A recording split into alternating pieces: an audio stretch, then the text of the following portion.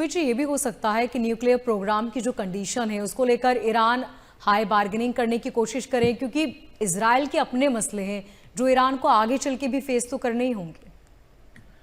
देखिए, इजराइल और ईरान का अगर मैं आपको मसला बताऊं तो एक बेंजामिन नेतन्याहू का स्टेटमेंट आया था, we are not done with Iran.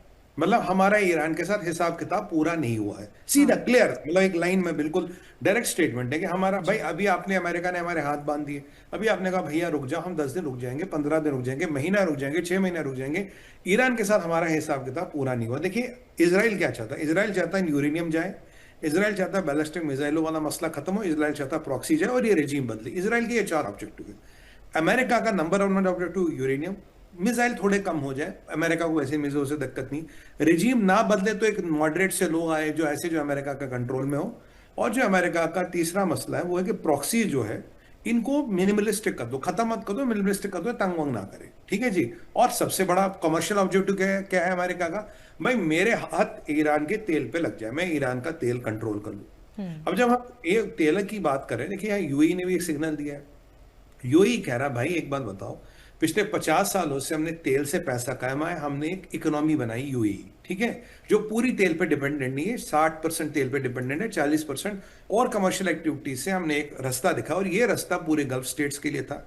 आप जो हालत कर रहे हो अभी, अगर देखिए, अगर मेरा 60% कहीं से पैसा था, अगर उसी को खत्म कर रहे हो तो बाकी 40% तो वैसे चरमरा जाएगा। तो राइट। यानी कि जो 50 साल में मैंने मेहनत की है, डाइवर्सिफाई किया, वो सारा खत्म हो रहा है।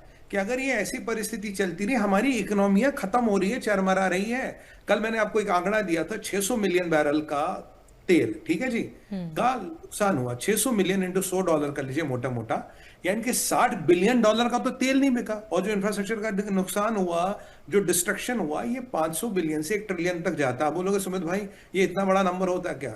चाइना में एवरग्रांड ने 330 बिलियन का डिफॉल्ट किया, चाइना की इकोनॉमी उसी से हिली थी। अब 330 बिलियन कितना? पाकिस्तान का जीडीपी जितना। भाई ये जो आंकड़े हैं, ये कंट्रियां छोटी हैं, इनके जीडीपी छोटे हैं, और जो मेन दाल रोटी का साधन है उस पे आ गई है, मतलब अनिश्चितता। अब ऐसे में स्ट्रेट ऑफ हॉर्मुज से कौन टैंकर निकालेगा? ऐसे स्ट्रेट ऑफ हॉर्मुज से कौन जाएगा? तेल बिक नहीं रहा, हालत खराब है, ओआईसी हिल रहा, ओपेक हिल रहा है, अनिश्चितता हर हर तरफ है। सऊदी कह रहा हिसाब खत्म करो, यूएई कह रहा हिसाब खत्म करो, नेतन्याहू कह रहा हिसाब खत्म करो। और ट्रंप की मनोदशा अगर मैं बताऊं, ट्रंप के दिमाग में 2 चीजें, या मैं तो भैया जो मैंने कर लिया मैं इतने पे छोड़ जाऊं, अब तुम सुलटो आपस में एक दूसरे का सर फोड़ो, जो मर्जी करना, मैं तो चला, मेरा काम हो गया।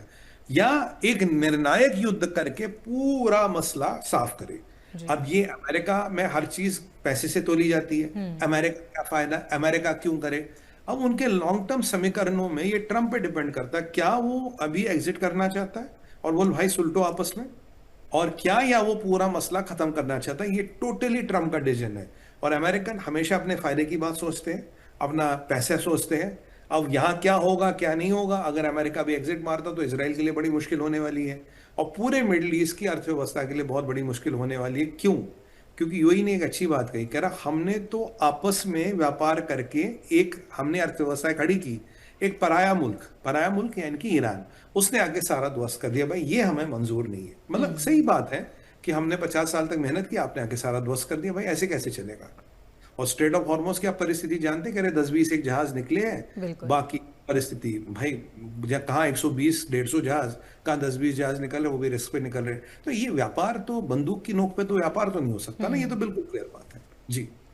सुमित जी, अगर अमेरिका ईरान शांति वार्ता नाकाम हो जाती है तो ट्रंप के पास क्या ऑप्शन होगा? बी प्लान क्या है ट्रंप का?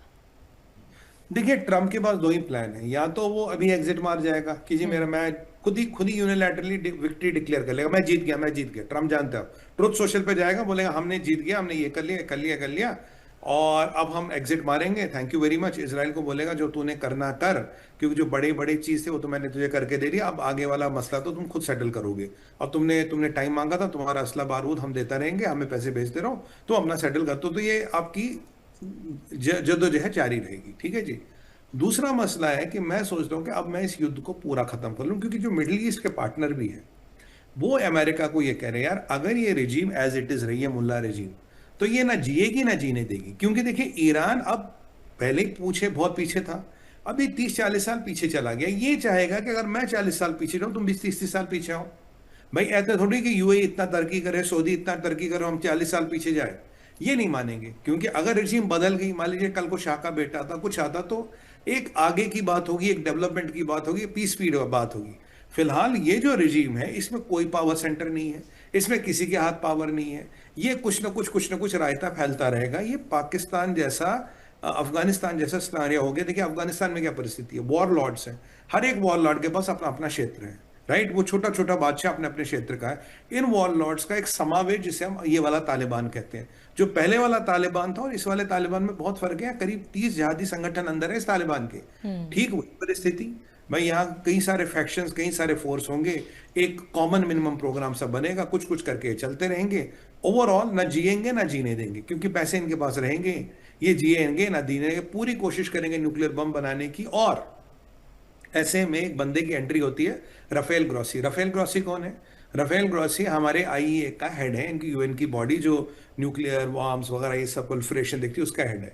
वो कह रहा कि भैया अगर ईरान को नहीं रोका और तुमने ऐसे सस्ते में जाने दिया अभी, तो करीब 20 कंट्रियां दुनिया में ऐसी जो न्यूक्लियर बम बनाने की कवायद शुरू कर देगी, एडी चौथी का जोर लगा दोगे। अभी तुम्हें एक ईरान से लुपटना है, हो सकता कल को 20 कंट्रियां आ जाए। और मिडिल ईस्ट के देश कह रहे हैं, भारत कह रहा है, यूरोप कह रहा है, यार ये स्ट्रेट ऑफ हॉर्मोज किसी के बाप की जागीर थोड़ी ना, किसी ने इस पे कब्जा करके बैठा है।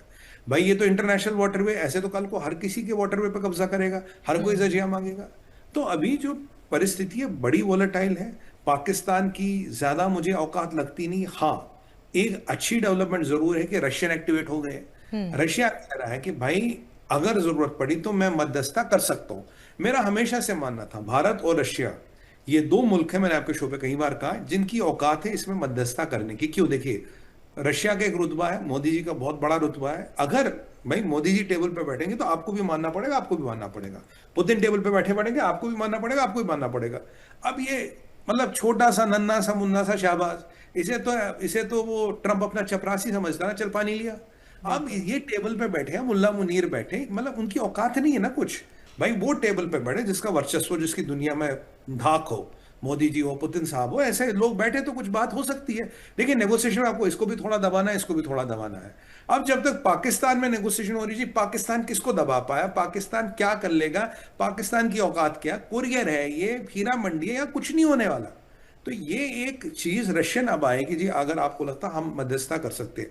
अब रशियंस का क्या इंटरेस्ट आप पूछोगे, देखिए रशियंस का इंटरेस्ट ये है कि यूक्रेन में अमेरिका मध्यस्थता कर रहा है, ठीक है जी, वो कह रहा है वहां तुम मेरी मध्यस्थता करो, या मैं तेरी मध्यस्थता करो। वही वाली बात है कि दो वकील हैं, कह रहे तू मेरे भाई का केस लड़, मैं तेरे भाई का केस लड़ता हूं। क्योंकि तू अपने भाई का, सगे भाई का केस नहीं लड़ सकता तो मैं लड़ता हूं, मेरे सगे भाई का केस मैं नहीं लड़ सकता तो तू लड़ ले भाई, दोनों में कोऑर्डिनेशन रहेगा।